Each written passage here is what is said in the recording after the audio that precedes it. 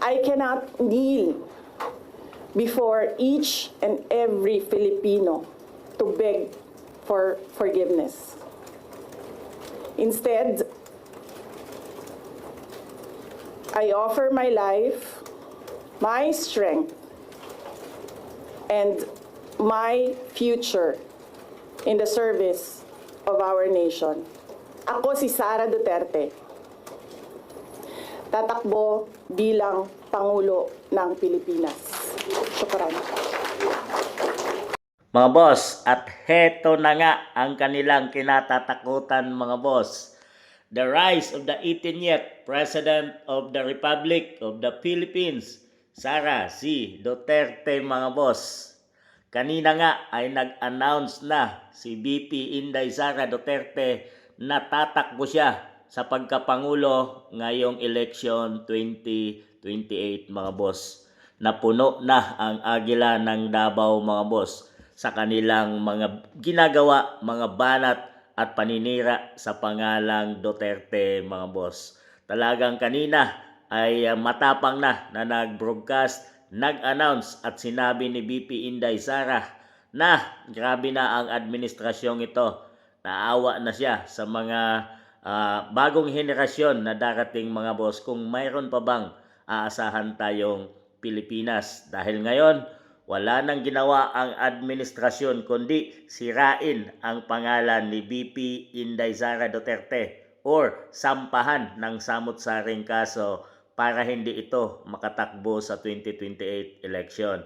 Ngayon mga boss, strategy ito ni VP Inday Sara. Alam natin na ang pamilyang Duterte, lalo na si FPRRD, kung gaano ito maglaro sa mga kalaban mga boss.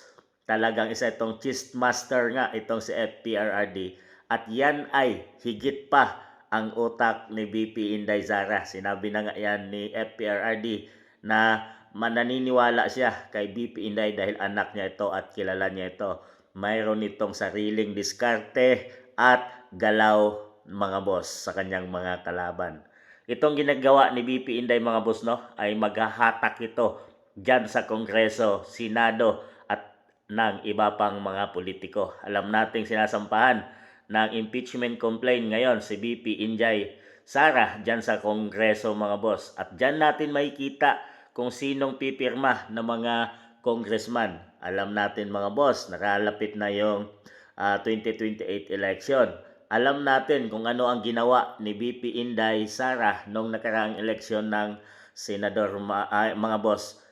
Senador at mga congressman. Marami doon ang hindi nanalo dahil sa pumirma sila sa impeachment ni VP Inday Sara Duterte. So ngayon mga boss, itong paghayag ni VP Inday na tatakbo siya sa eleksyon 2028 bilang Pangulo ay malaking impact ito mga boss sa mga ibang politiko. Dahil kinakabahan na sila at dahil malalaman ng taong bayan na sila ay papanig or pipirma sa impeachment na gagawin kay VP Inday Sara. Alam natin mga boss kung gaano kalakas ang hatak ni VP Inday Sara sa masa dahil siya ay hindi namumulitika, nagtatrabaho lang mga boss tungkol sa kanyang tungkulin na binigay ng taong bayan. Mga boss, itong pag-announce ni VP Inday Sara ay maraming kakabahang mga politiko dito mga boss. Alam ko isang strategy ito ni VP Inday para kalampagin ang mga politiko dyan mga boss na nag-aambisyong magiging Pangulo ng Pilipinas at nag-aambisyon na tumakbo sa mga susunod na at darating na 2028 election. Maganda ito mga boss. Alam ko itong laro at paikot ni VP Inday para tingnan kung sino talaga ang kanyang mga kakampi at sino ang buwabaliktad ngayong nalalapit na ang 2028 election. Mga boss, kinakalampag na ni VP Inday Sara ang mga kalaban. Ito na yung kanyang ganti mga boss. Ang pag-announce niyang ito ay isang malaking threat sa mga kalaban na naman mga boss.